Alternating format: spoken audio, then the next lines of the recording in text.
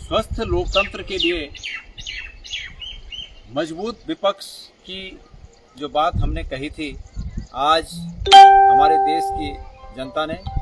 हमारे देश के तमाम मतदाताओं ने आज इसको चरितार्थ कर दिया है। आज देश में जो सरकार स्थापित होने जा रही है, उसके सामने एक मजबूत विपक्ष भी सामने है और मजबूत विपक्ष होने का परिणाम ये हुआ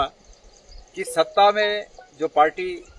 शपथ लेने जा रही है, सत्ता में जो पार्टी बैठने जा रही है, उस पार्टी को अपने पूरे जो सांसद हैं वो सिर्फ उनकी पार्टी के नहीं हैं, बल्कि कुछ बैसाखियों के सहारे वो लोग सत्ता में बने हुए हैं। ऐसे में ये बहुत स्वागत योग्य कदम है।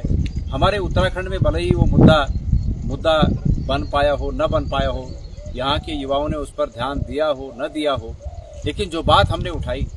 जो बात राहुल गांधी जी ने उठाई कि ये अग्निवीर योजना देश के हित में नहीं है, युवाओं के हित में नहीं है, ये बात जो सत्ता में बैसाखियां बनकर खड़े हैं उन लोगों ने बात उठाई है। आप सब लोग जानते हैं कि जनता दल यूनाइटेड के जो राष्ट्रीय अध्यक्ष हैं, उन्होंने कल ये बात कही कि अग्निवीर योजना का दोबारा परीक्षण किया जाएगा, इस योजना का दोबारा आकलन किया जाएगा और गुण दोष के आधार पर उन्होंने स्पष्ट रूप से कहा है कि जनता इस योजना से खुश नहीं है। तो ये माना जाना चाहिए कि अग्निवीर योजना पर निश्चित रूप में जो हमारी शंकाएं थी, अब वो शंकाएं सत्ता पक्ष तक पहुंच चुकी हैं। तो मैं इस बात का स्वागत करता हूं कि अग्निवीर योजना तत्काल समाप्त हो। अग्निवीर योजना के स्थान पर पूर्व में जो भर्तियां जैसे होती थी रेगुलर, वो भर्तियां हों। और मैं सरकार से एक मांग और भी करता हूं कि अग्निवीर योजना के कारण जो 2 साल से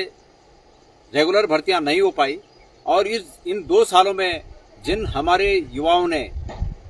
उम्र की सीमा लांघ दी, जिनकी उम्र आगे बढ़ गई है, उन्हें 2 साल का रिलैक्सेशन दिया जाए और अग्निवीर योजना को समाप्त करके फौज की रेगुलर भर्तियां जैसे पहले से हो रही थी वही भर्तियां हों। मुझे इस बात की खुशी है कि आज सत्ता के गलियारे में भी ये बात गूंज रही है। जो बात हमने उठाई थी, ये बात अलग है कि ये बात को उठाने वाले हम यहीं रहे हैं, लेकिन कोई बात नहीं, हम भले ही यहाँ हैं, लेकिन जो सत्ता के गलियारों में ये बात गूंज रही है, इस बात का हम सबको स्वागत करना चाहिए। ये स्वागत योग्य बात है और जल्दी से जल्दी ये अग्निवीर योजना समाप्त होकर रेगुलर भर्तियां शुरू हों।